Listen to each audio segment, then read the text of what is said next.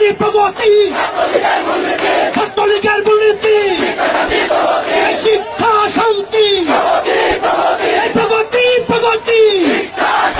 Doctor Yunus যদি ফেব্রুয়ারিতে নির্বাচন না দিতে পারে, এই উপদেষ্টা পরিষদে যারা আছে বা যারা সমন্বয়ক আছে সবাইরে ফালাই রাইকা দেখবেন ফলাইবো। এই জন্য যারা উপদেষ্টা আছে বা ডক্টর ইউনূসের আশেপাশে আছে তারা সতর্ক হয়ে চলা দরকার। কারণ ডক্টর ইউনূস ফেব্রুয়ারি ক্রস হইলি যখন নির্বাচন দিতে পারবো না তখনই উনি ফলাই যাবো সফর সঙ্গী সবাই রাইকা। এনসিপির বিষয়ে প্রশ্ন করেন কি এটা কি দল?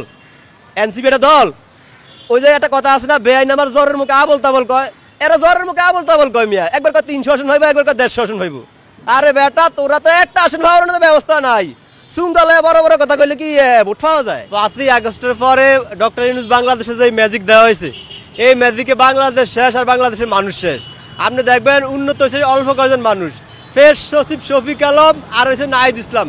খায়া এরকম একটা অবস্থা যেমন হ্যাঁ মানে 9 মাস হয়েছে ডেলিভারি অবস্থা, এরকম অবস্থা মানে উন্নত শুধু এরা কয়জন লোক। হাসিনার জায়গা দল করছে, হাসিনার পার করার সাথে সাথে উনি একটা সুযোগ পাইছে, এই সুযোগে কাজে লাগাইছে, কিন্তু উনি কোনো কিছু উপকারিতা আমাদের আসে না এখনো এ পর্যন্ত। তাহলে হাসিনা থাকলে আমাকে একটা হেলিকপ্টার দিয়ে হলো আমাকে রুমগুলো বাঁচাইতো, তাই না? বাঁচাইতো না? এতগুলো রুম পুরতো, এই যে 2000 রুম পুরছে, অন্তত 50টা রুম পুরার সাথে সাথে কি আমাকে এগুলো ব্যবস্থা করতো।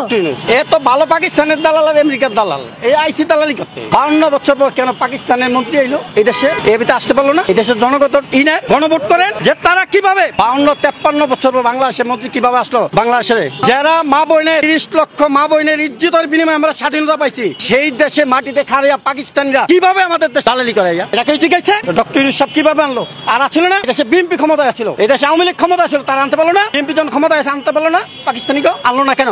হুট করে কিভাবে?